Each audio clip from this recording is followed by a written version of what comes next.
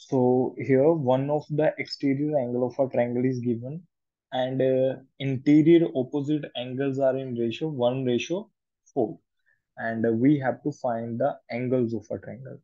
Uh, अगर हम इसकी फिगर को देखें, we can say this is a triangle, and in this triangle we have angle A, vertex A, B, and C.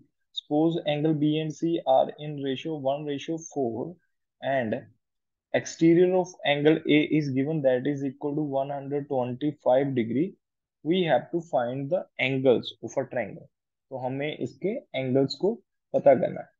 So for that first we will okay, हम मान लेंगे let the interior angles are, ये ratio में दे रखे हैं, तो ratio को हटाने के लिए हम 1 into x कर देंगे, एंड सेकंड जो था 4 into x कर देंगे. so these are the angles now, interior angles. so we know, हमें ये पता है that we know that sum of two interior angles of a triangle is always equal to exterior opposite exterior angle. जो opposite में exterior angle होगा, opposite exterior angle, जो third opposite exterior angle होगा उसके इक्वल होगा, is equal to third opposite exterior angle. So now हमारे पास जो एंगल्स हैं, दैट इज 1x, हम उसमें प्लस कर देंगे 4x को. रीजन क्या है? क्योंकि ये दोनों अंदर के एंगल हैं. यहाँ पे मान लो हमारा 1x है और यहाँ पे हमारा 4x है, तो इन दोनों को प्लस करेंगे तो वो 125 के इक्वल आएगा. That will be equal to 125 degree. अगर ये ऐसा है तो हम इनको प्लस करने पे 1x और 4x को अगर प्लस करते हैं, that will be equal to 5x, which is equal to 125 degree. और यहाँ पे x की वैल्यू फाइंड करनी है, तो हम 125 को डिवाइड करवा देंगे विद 5. हम इसे 5 से डिवाइड करवा देंगे. अगर डिवाइड करवाते हैं, we will get the value of x, that is equal to 25. और वो कैसे निकला? Equal to 25 degree. अगर हम 125 को 5 से डिवाइड करवाएंगे, तो दिस इज 5 2s are 10, यहाँ पे 2 और नीचे 5, एंड 5 5s are 25. तो मतलब हमारी जो वैल्यू आई डिवाइड करने पे, that is equal to 25. Now this is the value of 25. ये x, this is the value of x. We don't have the angles. So now interior angles are interior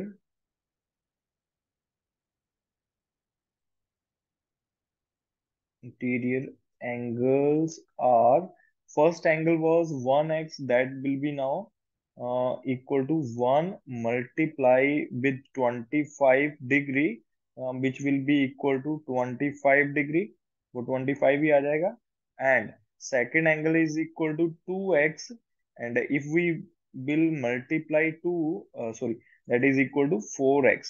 Okay, 4x will be equal to 4 multiplied by 25, which means it will be equal to 100 degree. So these are the angles of a triangle. ये जो angles होंगे अंदर के, ये value आएगी angles की. I hope आपको clear हुआ. If you have any doubt you can ask. Okay, so after this let's move to the next question. And in next question, we have one isosceles triangle, and this is question number 5. And in that, in an, just a minute. Sir, you have cut. Here we will multiply 4 with 25 and we will get 100 degree.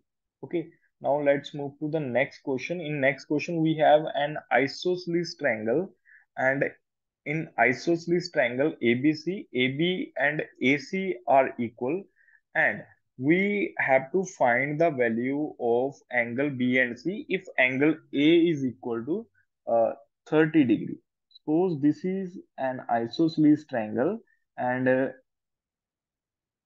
in this triangle A and B A B equal to A C, ये दोनों साइडें एक दूसरे के equal हैं. If they are equal which means both the angles which are at B and C will also be equal. Isosceles के two angles भी equal होते हैं, and angle A is given that is equal to 30 degree. Okay, so हमें B और सी की value find करनी है. हम यहाँ पे लिख सकते हैं angle, we will write angle A is equal to 30 degree.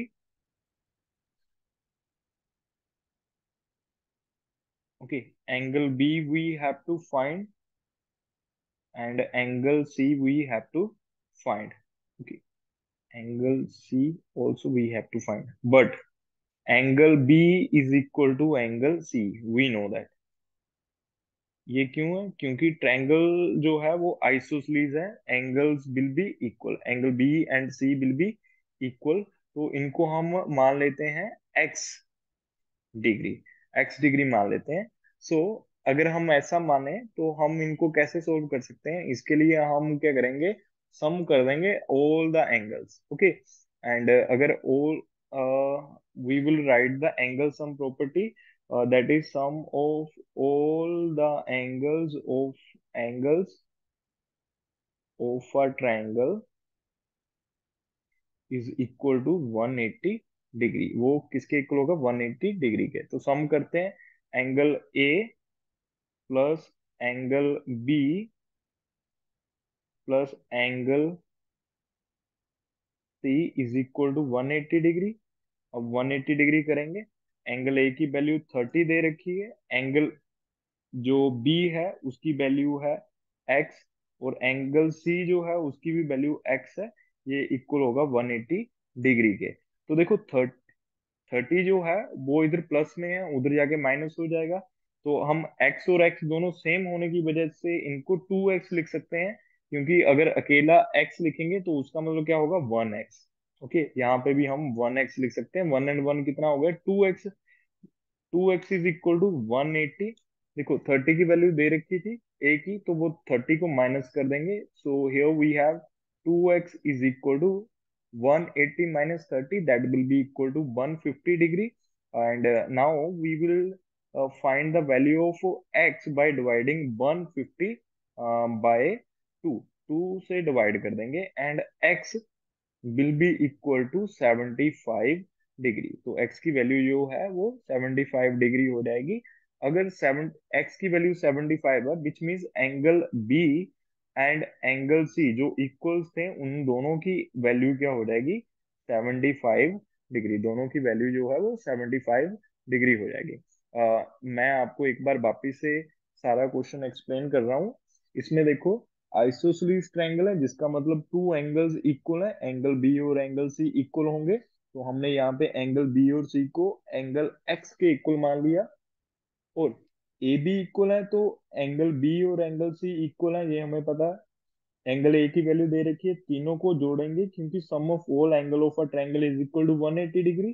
तीनों को जोड़ने के बाद हमारे पास यहाँ पे आएगा 30 प्लस 1x प्लस 1x. अब देखो 1 and 1 दोनों ही वेरिएबल्स हैं इनके पास, तो 1 and 1 2 हो गया 2x. तो ये 30 इधर प्लस में उधर जाके माइनस हो गया, 180 minus 30 will be equal to 150. और 2 इधर मल्टीप्लाई में है, तो उधर जाके x की जो वैल्यू होगी वो 150 अपॉन 2 होगी, मतलब 150 का आधा जो कितना होता है 75. अब x की वैल्यू अगर 75 डिग्री है, तो बेटा एंगल बी और एंगल सी जो थे वो x के इक्वल थे जिसकी वैल्यू 75 है. विच मीन्स बी और सी की वैल्यू भी कितनी हो जाएगी? 75 डिग्री हो जाएगी. ऐसे हम इनकी वैल्यू को फाइंड करेंगे. Okay, so after this question we have next question. In that we have to find, we have to name the triangles. Okay, हमें क्या करना है उनमें नेम देना है ट्रायंगल का। Name the triangles on the basis of their on the basis of the sides के basis पे हमें इनके जो है नाम बताने हैं। तो देखो हमारे पास जो ट्रायंगल्स हैं वो कुछ ऐसी दिख रही हैं।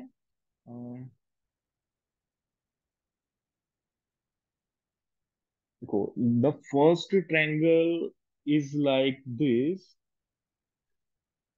And the second triangle is like this, and the third triangle is like this. ये तीनों ऐसे हैं। Okay, if you will look at the first triangle, this is ABC, and the sides are 4, 4, and 5. And next triangle is PQR.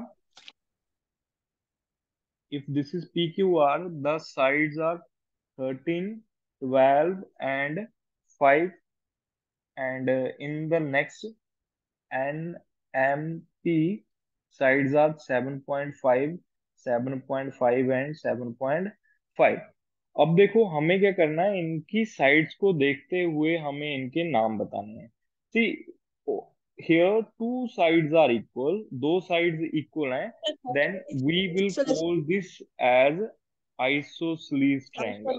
Isosceles triangle will be the name of this. इसका नाम होगा isosceles.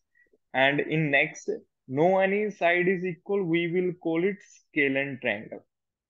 Okay, this is known as scalene triangle। Okay, uh,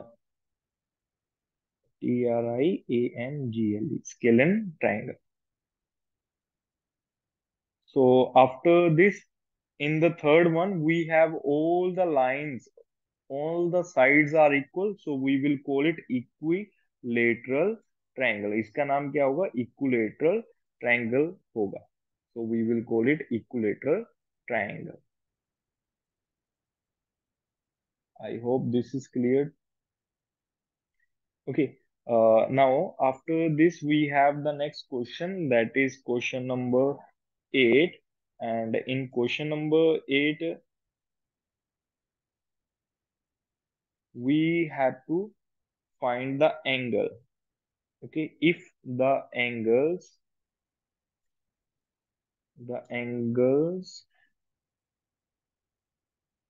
of a triangle are in ratio of 1:3:5। So angles are in the ratio 1:3:5। ऐसे करके इनकी ratio बता रखी है। And हमें क्या है, we have to find the values of the angles. हमें इनकी मेजर फाइंड करनी है। Find the measure of the each angle. सारे एंगल्स की मेजर फाइंड करनी है, कितना उनका माप हो रहा है वो बताना है। तो सिंपल जैसे बाकी क्वेश्चन किए थे वैसे ही करेंगे। देखो ट्रायंगल है, इसके एंगल्स की रेशियो दे रखी है, एंगल्स नहीं दिए हुए हैं। तो हम क्या लिखेंगे, लेट कर लेते हैं। लेट द एंगल्स आर, जब भी रेशियो में दे रखा होगा हमें उसको लेट करके सोल्व करना होगा। Let let the angles are. अब देखो हम क्या करेंगे, इनकी रेशियो को जैसे 1:3:5 दे रखा है, इनको सेम नंबर से इनटू करेंगे तीनों को ही। और वो सेम नंबर क्या होगा, और उसे हम कुछ मान